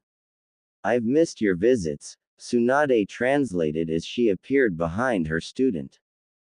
Kurenai bowed to her, hiding the blush that appeared on her cheeks at the familiar nickname, prompting her students to as well, while Naruto simply looked up and smiled at his sensei. "Tsunade-sama, I'm honored you chose our team to practice with," Kurenai said as she stood back up. "It's no problem, Kurenai-san," Tsunade replied. "I figured it would be good if Naruto's first joint practice was with at least a couple people he liked." Naruto tugged her sleeve to get her Tsunade's attention before quickly signing something that made her laugh. "What did he say?" Kurenai asked. "He said that Shino-san isn't so bad either, since he doesn't smell like wet dog." Kurenai and Hinata couldn't help but giggle slightly while Kiba huffed in exasperation. Even Shino seemed to have a small crinkle of happiness around his eyes. "Well, it seems the Hokage approves of the idea of a joint practice day, as he has actually assigned both us and Team 7 on our first C-rank mission tomorrow." "Really?" Tsunade asked. "And where would this be taking you?" "We're to escort a bridge builder back to the land of waves and protect him as he finishes construction on a bridge there." "Sounds like fun. I remember my team's first C rank," Tsunade said wistfully. Kurenai was about to inquire, sure that it would be good for her students to hear about how someone of Tsunade's stature had started, but was cut off when Naruto sighed loudly before signing to his sensei. "You'll have to forgive Naruto, he's heard this story several times and is eager to get started." Kurenai nodded in understanding. "Well, seeing as you're the one who proposed this, why don't you explain what's going to happen, Tsunade-sama?" Tsunade nodded before addressing the gathered genin. "We're gonna be doing a series of spars. The order will be Naruto versus you 3 in one-on-one matches, then rotating 2-on-2 matches until all of you have been partnered with each other, then rotating between Naruto against you 3 and 2 of you with Naruto against the other. After that it will be Naruto against you 3 and Kurenai, with me providing the occasional support, and finally it will be all of you against me." Kurenai giggled as Naruto's shoulders slumped and he let out what might have been a soundless groan, before taking a deep breath and puffing up his chest in determination. She watched as throughout the day Naruto wiped the floor with her students, all the while making it look like they were just barely losing. He even provided the occasional piece of advice, which Tsunade translated. So far the only match he had lost was the one where he was paired with Kiba and Akamaru, and that was only due to the pair hitting him in the back with a Gatsuga by accident. How is he so strong? Kurenai asked as she and Tsunade watched Naruto and his clones hold off all three members of her team. Furthermore, why is he holding back so much? To answer your first question, Tsunade replied, her eyes not leaving her student. He's always been far stronger than he's let on, and I'm not even sure he's aware of just how smart he really is. As for why he's holding back, it's because he actually wants to help his fellow shinobi get stronger. He knows they wouldn't learn anything if he tossed them around without even giving them a chance. Kurenai smiled at the thought of how selfless Naruto was for helping their team. Still, she was quite happy when it was finally her turn to join the fray and she could see Naruto putting in real effort to hold off her and her students at the same time. She grunted in annoyance as he once again broke free of her illusions just in time to stop her kunai. Her eyes widened in confusion as she readjusted her strike to go for his shoulder before he could stop it, and the blunted kunai glanced off his shoulder with a strange clanging sound while he didn't even seem fazed. Her moment of hesitation cost her as she took a ferocious punch to the gut before being thrown bodily by one of his clones. Eventually Tsunade called for the end of the match, and Kurenai couldn't help but be amazed by the lightly panting boy standing in front of her and her students, all of whom were in much worse condition. They had started strong, keeping Naruto on the defensive, but as time went on, they found him outmaneuvering them at almost every turn. Were it not for the fact that Kurenai had the advantage of being a full-grown Jonin with years of experience, they would not have done nearly as well. The last match of the day had them all groaning in pain as they attempted over and over to do so much as lay a finger on Tsunade. Meanwhile she sent each of them careening across the training ground with nothing more than a tap of her hand or a flick of her finger. After another hour of this Tsunade finally called for a halt, thanking her and her students for helping with Naruto's training before master and apprentice took off for dinner while the members of Team 8 limped home to at least get a good night's sleep before their mission. Ooh! Naruto was excited as he and Tsunade walked out of the Hokage's tower. It was Wednesday, and he had just been treating his sensei to a home-cooked meal he had wanted to try making after reading it in one of the cookbooks in the library when the security seals told him he had a visitor. The Anbu at his door had of the Hokage requesting them for a mission, and now, because Teams 7 and 8 had encountered much greater resistance than anticipated, they were requesting more backup be sent as they had seen at least one Jonin level missing Nin and 3 Chunin level. They packed quickly, mostly thanks to Naruto's impressive skills with storage seals, and rushed out the gate. He was excited to finally get out of the village and see some more action than the occasional bandits they took out for practice, but Tsunade had easily beaten into his head the seriousness of facing enemy shinobi on a mission, particularly when so many of them were guaranteed to be at a higher level at least, officially, than him. They had left the village just after noon and were halfway to their destination when they decided to stop for the night. Naruto was somewhat annoyed that even without his seals his top speed didn't even make Tsunade break a sweat, but that just meant he had to keep training. They made a quick camp, with Tsunade pitching their tents while Naruto collected firewood while setting various traps and security seals around them. Tsunade had to admit that she was impressed with her students' aptitude for fuinjutsu. Naruto had always been a diligent learner, but his talent with the complex science of seal making truly did his surname justice.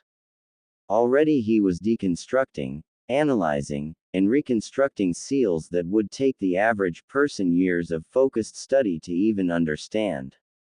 Add in his liberal use of shadow clones, and Tsunade was fairly sure she was going to have to introduce Naruto to Jiraiya, though she was loath to introduce the boy she thought of as a son to the self-proclaimed super pervert. The next day went smoothly as they approached the land of waves until Naruto felt a sudden throbbing in his right arm. Gritting his teeth, he reached up to grab his shoulder, ignoring the fact that his prosthetic was unable to feel anything. The feeling passed, but he was unable to hide the fact that it happened from his sensei, who immediately brought them to a stop atop a tree branch to examine him. "What's the matter?" she asked, her voice a mixture of concern and professionalism. "Nothing," Naruto replied. "My arm just felt weird for a second back there." Tsunade activated a diagnostic jutsu and started running her hand over his arm and the area where it connected to his torso. "Weird how?" Naruto shrugged. "I dunno. There was this weird throbbing feeling, almost like." "Like what?" "Like it was pulling me. Like my arm was telling me to go somewhere." Tsunade frowned in confusion. Could this be his body reacting to the metal of the arm in some new, strange way? Or was it a quirk of the still unidentifiable metal bestowed upon him by a literal deity? She didn't have much time to ponder these questions as she grabbed Naruto and dove off the tree toward the ground with them just in time to evade a wave of destructive energy that tore through where they were standing. Looking up, Tsunade saw a man standing in another tree above them smirking. The top of his head easily scraped the edge of 7 feet, and he was garbed in nothing but a baggy pair of black pants with a scratched-out mist forehead protector wrapped around his waist as a belt. His pale torso rippled with tightly compacted muscle while his dark beard connected seamlessly with his shaggy hair and almost completely covered his mouth. In general, his stout size and rugged appearance would have cast an intimidating figure were it not contrasted by his weapon of choice. In his left hand was an elegant double-edged straight sword. Its thin blade was composed of a gorgeous black metal, and the edges looked sharp enough to cut through almost anything. Unfortunately, its modest length of what could be no more than 2.5 feet made it look like little more than an oversized letter opener in the hands of the giant man. When Zabuza said to watch for any more reinforcements from Konoha, I never expected to see a Sannin, of all people. The man remarked in a deep voice. Naruto, stay back, Tsunade ordered. This is Ryosuke Kuroda, Black Death of the Mist, and A-rank missing nin. Well, I guess I don't have to introduce myself then, Ryosuke shouted as he swung his sword through the air, shooting a dark pulse of destructive energy at the both of them. Jumping out of the way, Tsunade tried to figure out how to get close enough to kill him without getting hit by the energy flowing out of his blade. The bingo books were never clear on what kind of energy the sword emitted, just that whatever it was, it destroyed anything in its path, acting as both offense and defense. You know, picking a fight with a Sannin isn't a very smart idea, Tsunade yelled as she worked to figure out how to best take him out. If she tried a head-on assault, he'd just attack Naruto, forcing her to step in. Long-range attacks didn't work as the few ninjutsu she knew would easily be swept aside by his blade. There wasn't enough room to summon Katsuya, and releasing the seal on her forehead could jeopardize her mission if she tired herself out. She grunted as she dodged yet another wave of energy from his weapon, and remembered why exactly it was she had been happy with retirement. Landing near Naruto, she saw him gritting his teeth and holding his arm as he watched Ryosuke's every movement carefully. Naruto's arm screamed at him with phantom pain as he desperately watched his sensei jump around an opponent who she should have been able to deal with easily. He was well aware that he was the only thing keeping her from rushing in and wiping Ryosuke out with a single blow, as the second she did, he would just fire one of those waves of energy at him, and even now, without his seals, he would be hard-pressed to dodge it unscathed. The pain in his arm spiked and he was forced to his knees as Ryosuke laughed and raised his sword before his eyes. Even one of the legendary Sannin can't lay a finger on me with this, he exclaimed. I guess it's true what they say, this sword really is a gift from the gods. Naruto's eyes narrowed as he processed Ryosuke's words. Something about them struck a chord with him, and in his moment of distraction, he was unable to fight the strange pulling sensation flowing through his arms. Before he knew it, he was standing in between Tsunade and Ryosuke, ignoring their shouts for him to move and taunts respectively. Time seemed to slow as Ryosuke raised his arm to swing, and then, just as it reached its apex, it froze.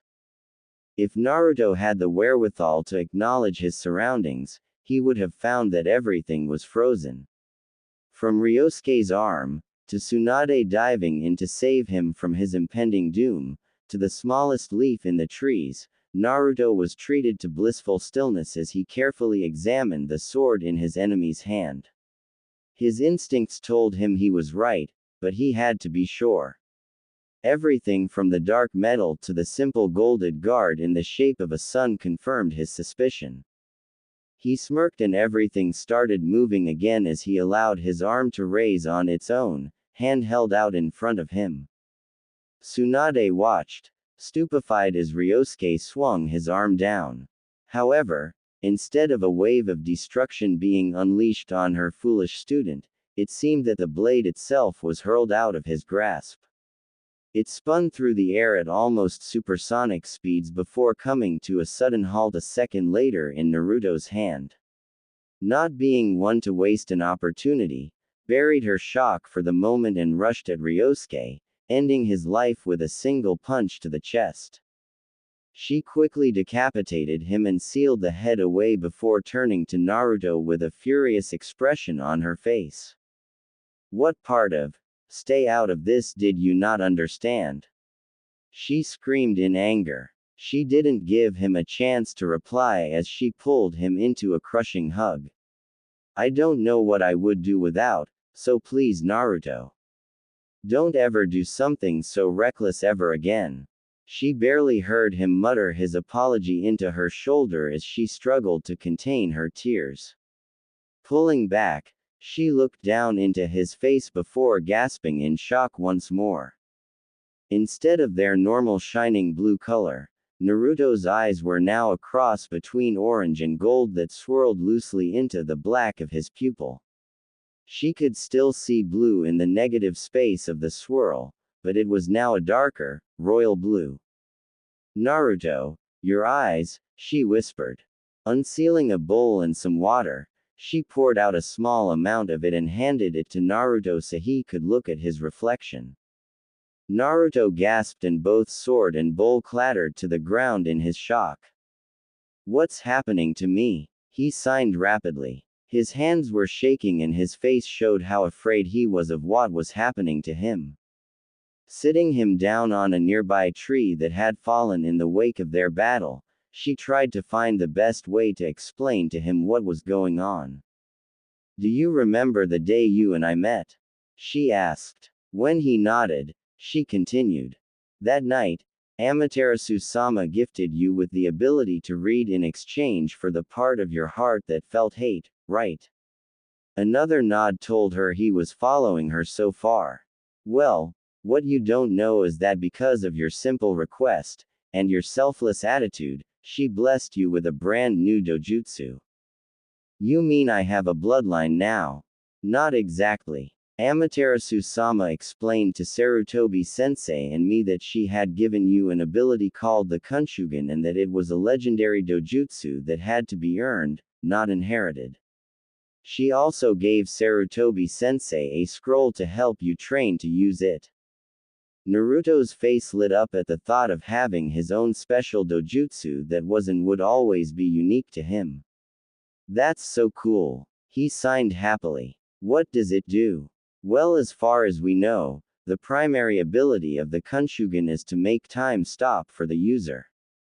However, the The condition is that the user must remain completely still for the ability to work. Naruto frowned for a moment at the condition his newfound powers had. At first it seemed fairly useless. What was the point of an ability if you had to be completely still to use it? But then he started to really think about it. That's so awesome, he exclaimed happily. Now I have all the time in the world to think of what to do in any situation. Tsunade chuckled, happy her student appreciated the massive tactical benefits such an ability provided. They stayed in the clearing for another hour while Tsunade taught Naruto and about 200 clones how to properly channel chakra to his eyes. Once they were both sure that he had the skill due. Thank you for your help, Tsunade-sama. Tsunade nodded as she finished up with the girl before ruffling her hair with a smile. I'm sorry I couldn't do more, but even I'm limited when presented with such a lack of resources. Nonsense. The doctor bowed graciously. You've done more in a couple hours than I could normally accomplish in a week. Tsunade conceded the point and followed her student down the road as they continued towards their client's home. They arrived not long after, and when she knocked on the door, Naruto was happy to see Kurenai open the door. Seeing who it was, Kurenai dropped the kunai she was brandishing back into the pouch on her leg. Tsunade-sama. Naruto-kun. I didn't expect you two to be our backup. Naruto waved to her with a grin before waving to Hinata and Shino, who were sitting with Kiba around a table with the members of Team 7 and 3 civilians. Yes. Well, the presence of at least 2 Jonin-level missing nin has escalated your mission level quite quickly, Tsunade explained. You ran into another missing nin? Kakashi inquired, his eyes only briefly leaving the book he was reading. Tsunade nodded and explained what had happened before they arrived. She left out the details of Naruto activating his Kushugan for the moment as there were too many ears in the room and she didn't want word spreading about it just yet. Naruto meanwhile went over to sit by Hinata and Shino. He quickly unsealed a pad of paper and a pen and wrote down a quick note before handing it to Hinata. Anyo, it's good to see you as well, Naruto-kun, Hinata stuttered after reading the note. She and Shino then told him about what had happened so far while Kurenai debriefed Tsunade. They told him about their encounter with the demon brothers, and Kiba even joined in to boisterously add that the one they fought had been no match for their teamwork. Tsunade introduced herself and Naruto to Tazuna and his family. Tsunami smiled and bowed to Tsunade, saying she had heard word of her work at the clinic earlier that evening. Her son, though, was less enthusiastic about their arrival. It doesn't matter who you are, or how many people you bring, he shouted as he slammed his hand on the table and shot to his feet. Gato's still just going to kill you. Like he does with anyone who stands in his way. I ask that you forgive my son, Tsunade-sama, Tsunami pleaded, her head down. Ever since Gato killed my husband, Inari has been having terrible mood swings. Tsunade waved off the apology. It's alright. I've seen many kids like him in my time. It's sad, but it's an unfortunate consequence of living under the tyranny of men like Gato. With that, Naruto too shot to his feet before angrily signing to her. Tsunade nodded, saying, fine. But don't overdo it. Naruto then walked out the door while everyone else looked on in confusion. Why can't he just write notes like a normal person? The third member of Team 7 murmured, prompting snickering from his teammates. Tsunade examined the boy as she recalled who he was. If she remembered correctly, the boy's name was Kanagi Sanjuro. He was the picture of mediocrity, being only slightly shorter than average, with short brown hair and dark eyes. What made him noteworthy was the fact that, like his teammate Sakura, Kanagi had a parent on the civilian council. The council was one of the chief reasons why Tsunade was worried about how this mission went. The Hokage had informed her that the council was unhappy with her foregoing a leadership position at the hospital, which she knew would have put her directly under their thumb, as it was technically under their jurisdiction, in favor of returning to active duty. As if to rub salt in the wound, she was not even taking high-profile missions that would bring money and recognition to the village, instead choosing to take on an apprentice as they worked as a backup team. She knew that their anger towards their inability to keep her on their leash was further compounded by her choice in apprentice, but the Hokage had made it clear that as she was technically an elite Jonin, she was authorized to request taking in any shinobi of her choosing as her apprentice, and that if they had a problem with her choice they could take it up with her personally. Luckily, thanks to some help from Shizune, she was constantly unable to answer their summons, as she conveniently would be volunteering for a shift at the hospital at the same time as whenever the meeting was in. According Naruto, who had studied every book he could find on Konoha's laws, her oath as a medic superseded almost everything short of a direct order from the Hokage. But if this mission went poorly, and either one of the children of members of the council or the last loyal wielder of the Sharingan wound up hurt, it wouldn't take much for the council to pin the blame on her as the highest-ranking shinobi present, which would ultimately result in Naruto's life being made more difficult in some way. Returning from her thoughts, she watched as Kiba waved his hands around in the air in an impression of Naruto, much to the amusement of Sakura and Kanagi. Meanwhile, Sasuke sat unmoving, glaring at the door, while Hinata, Shino, Kurenai, and Kakashi did not look happy. "That's enough, Kiba," Kurenai snapped. "I won't tolerate you making fun of your fellow shinobi. Especially not for something over which he has no control." Kiba had the decency to look at least somewhat ashamed as he lowered his arms. "Could you tell us what he said, Tsunade-sama?" "He told me to tell Tazuna that he'll definitely help protect him while the bridge is built, and promised that he would do everything he could to help you get out from Gato's control. He then told me he was going to train." "Tsunade-sama, if I may," Tsunami asked hesitantly. "What happened to cause Naruto-san's mutism?" "I'm curious as well," Kurenai added. "I used to see him on occasion when he was younger, and he definitely wasn't mute back then." Tsunade looked around at the eager faces of those around her. Even Kakashi had lifted his eyes from his book to listen intently. She knew she couldn't reveal too much, as most of what had happened that night 5 years ago. She suspected Kakashi had an idea of at least when Naruto suffered his affliction, as he had been one of the Anbu unconscious in her sensei's office that night. "Technically, Naruto isn't mute," she explained. "He has the ability to speak, though it causes him pain to speak in anything louder than a hoarse whisper or for extended periods of time." What happened to him?" Hinata asked. "He was injured quite severely when he was younger. As a result, his vocal cords were permanently damaged." Gasps echoed around the room while both Kurenai and Hinata felt the sting of tears in their eyes.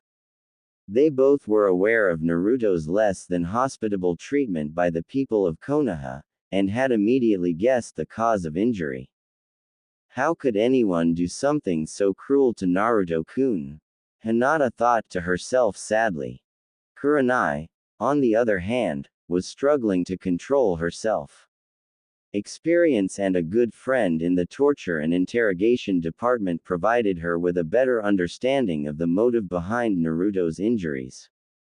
They wanted to keep him from screaming or calling for help, Kurenai thought in disgust, and they think he's a demon. They're no better than animals.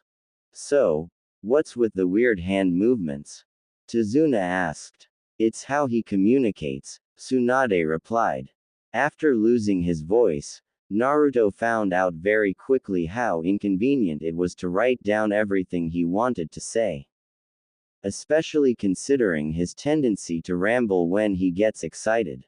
Tsunade smiled fondly, noting with amusement similar expressions on both Kurenai and Hinata's faces, before continuing.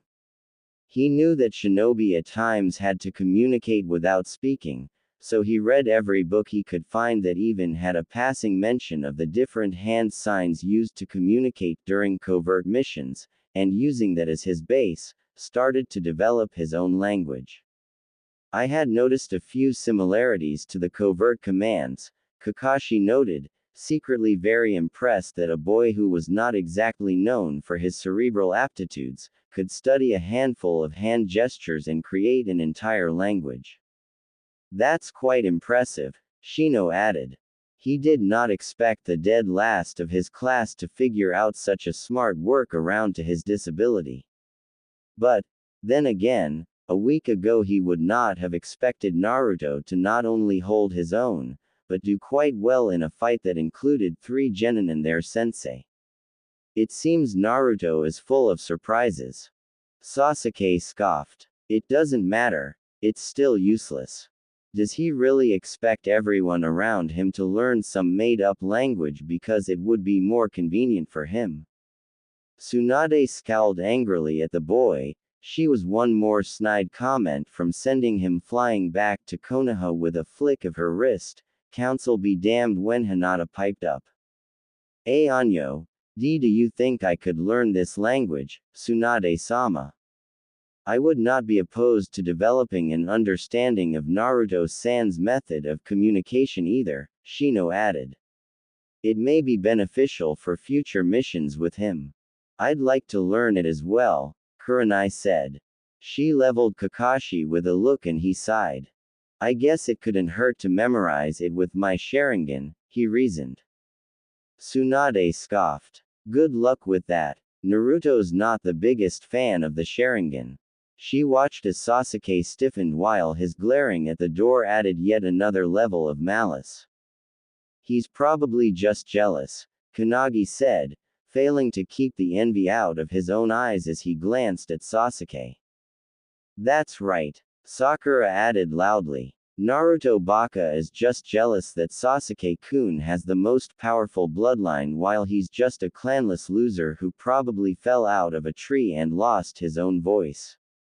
Tsunade stood angrily, struggling to keep any of her killing intent from leaking out and affecting her clients. She turned without a word and followed her student outside, slamming the door hard enough for a large crack to appear in the door. She stomped her way through the forest outside the house, taking several deep breaths in an attempt to calm herself while she looked for Naruto. She found him sitting cross-legged in a small clearing while several clones surrounded him swinging their swords as they practiced various drills. Some of them were even standing horizontally on the trees as they practiced. Taking a seat next to him, she poked him in the shoulder. You know you don't get any physical benefits training with shadow clones, right? Naruto opened his eyes and turned his head to look at her with a smile. I know, he replied quietly. She saw he had his Kunshugan activated, found that in the dark of night, the orange swirls glowed ever so slightly. I'm using them to get used to the sword while I practice with the Kunshugan. Any progress? Naruto frowned contemplatively. It already felt, I dunno, right, when I held the sword before. By the time they're done, I'll have mastered the beginner drills and will be ready to find a kenjutsu style that fits well for me.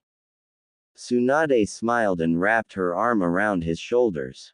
That's good to hear. I'm sure you'll be a kenjutsu master in no time. Especially if your skill with a blade takes after your mother like your skill with seals has, she added silently. But I was actually asking about your Kunshugan. Have you figured out anything else about it? The scroll in Sarutobi Sensei's office will only show more to the wielder of it.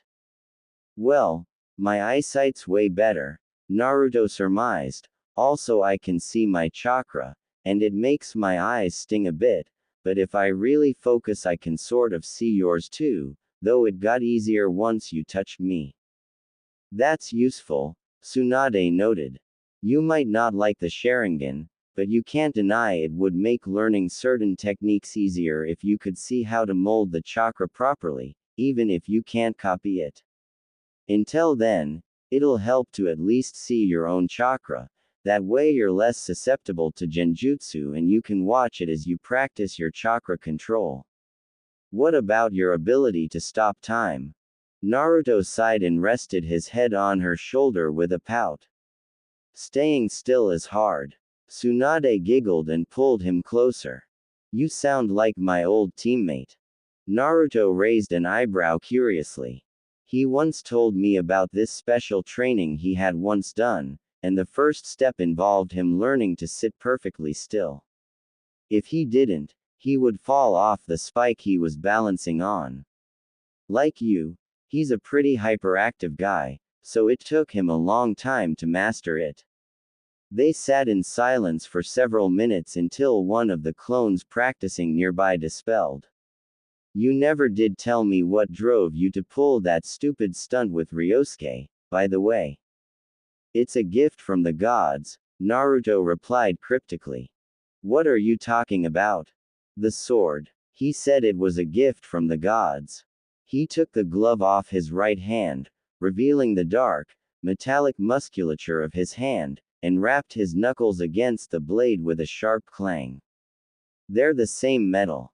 So you think Ryosuke was serious when he said the gods gave him it? Naruto shook his head, slipping his glove back on as he started signing to give his voice a break.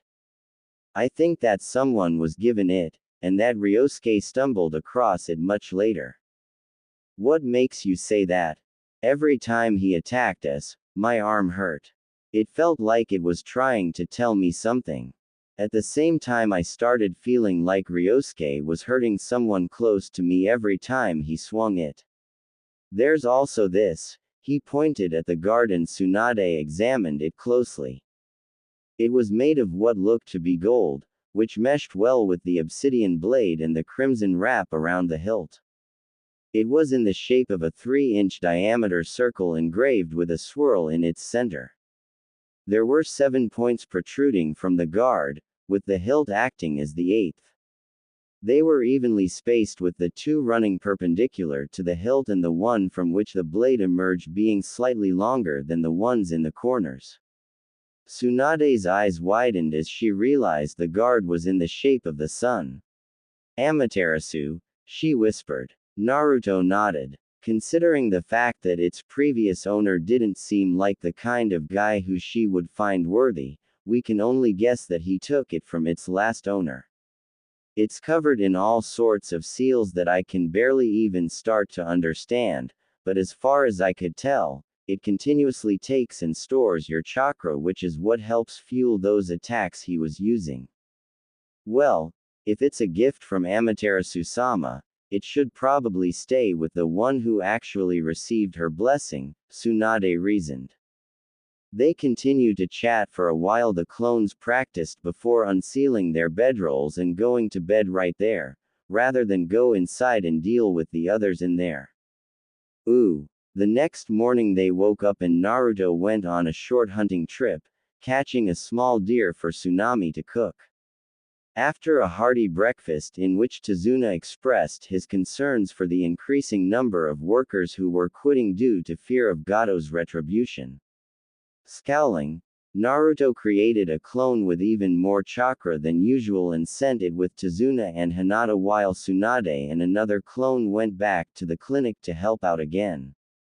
The original Naruto joined the members of Teams 7 and 8 as well as their sensei for some training for what they had been informed would be an inevitable rematch with Zabuza Momochi and at least one other who was dressed as a hunter nin. Seeing as Naruto's just joined us, why don't you all show him what you have been practicing these last couple days? Kakashi suggested. Naruto watched as the others all started running up the side of trees. He noted that while Sakura and Kanagi seemed to be having the easiest times, they were tiring rather quickly, while Shino, Sasuke, and Kiba were having more trouble climbing the trees but seemed to have more energy. He was about to turn to go do his own training when he bumped into Kurenai. Kurenai smiled down at him as he looked at her with a mischievous grin. Going somewhere? She asked. Naruto created 2 clones who quickly to the trees for a horizontal sparring match before turning back to her. I guess I should have anticipated that with someone like Tsunade-sama as your sensei, you would have been drilled pretty hard on chakra control already. Naruto smiled sheepishly and nodded. Well, if that's the case, would you like to teach me something? Naruto raised an eyebrow curiously at her offer and indicated for her to go on. Well, we were speaking to Tsunade-sama yesterday and a few of us decided that we would like to learn that language you use with your hands. If she hadn't wanted to before, the beaming grin on Naruto's face would have been more than enough to make Kurenai resolve to master this form of communication. He indicated they head back to the house and she followed him. Once inside they waved to Tsunami before taking a seat next to each other at the table. Naruto unsealed his pen and paper. It started simply enough with him writing down a letter then showing her the corresponding hand sign. He wrote down that usually he only used the letters for spelling out most names or certain words he hadn't thought of a gesture for yet. What do you mean by most names?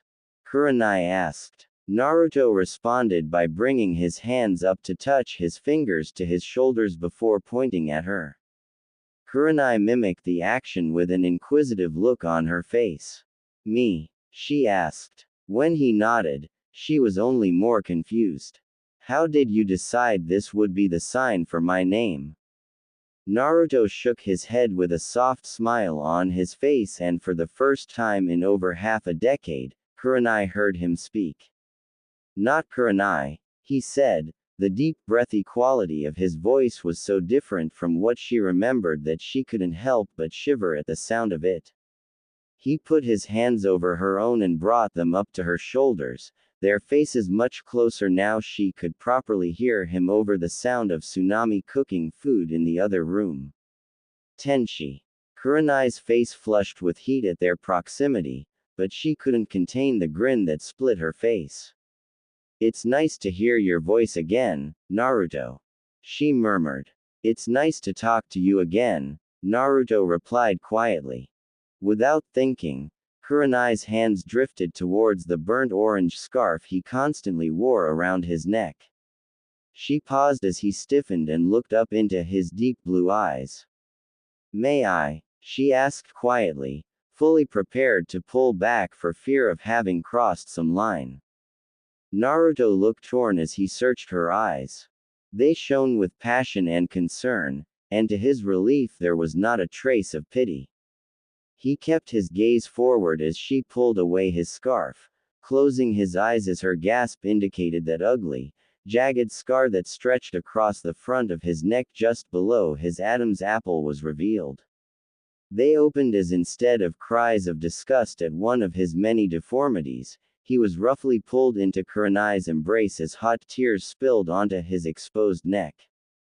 I'm so sorry, Kurenai whispered brokenly. I should have done more. I should have kept trying to find you when I stopped seeing you around town. She whimpered as strong arms encircled her as well. Don't cry, Tenshi-chan, Naruto whispered soothingly. I didn't want you or Alheim getting in trouble by being seen with me. But now I'm a shinobi. The council has no say on who I spend my time with. I can train with you and Alheim and Shino as much as I want now. Kurenai simply tightened her grip, simply enjoying the silent comfort Naruto was providing until he suddenly stiffened. What is it, Naruto? A clone dispelled. I found where Gato is hiding. Kurenai leaned back as Naruto replaced his scarf and used the chance to slip back into her role of Jonin sensei. Naruto, I know you want to put a stop to Gato, but that's not what we're here for. We're here to protect Tazuna-san while he builds the bridge. Naruto smirked as he wrote her another note. Wait until Suna-sensei gets back. I'll explain everything then. Kurenai read the note and sighed. Fine, it's not like I could ever stop you before when you put your mind to something. Her heart fluttered as Naruto flashed her his signature foxy grin before wrapping her up in a hug and rushing out the door. Ooh, Naruto, I know how the situation in this country must make you feel, but we're not here to liberate a country. Our job is to protect the bridge builder while he builds his bridge, and with Zabuza being bound to show up any day now, we should be spending every available minute training. Naruto scowled at Kakashi's lecturing tone. They had all just finished dinner and the rest of the genin, with the exception of Hinata, had barely made it to their beds before collapsing in exhaustion. He turned to Tsunade, who was sitting quietly next to him with her arms crossed. Aren't you gonna lecture me too? He signed. Only if what you have to say is stupid, Tsunade replied with a smirk. Rolling his eyes, Naruto pulled out their mission scroll from his pack before handing it to Tsunade and signing, read it. Tsunade scanned the document before her eyes widened in understanding. Her smirk grew as she placed the scroll on the table. Lucky you. No lectures for tonight. Tsunade-sama, what is Naruto getting at? Kakashi asked. Naruto wants the three of us to join him in storming Gato's hideout.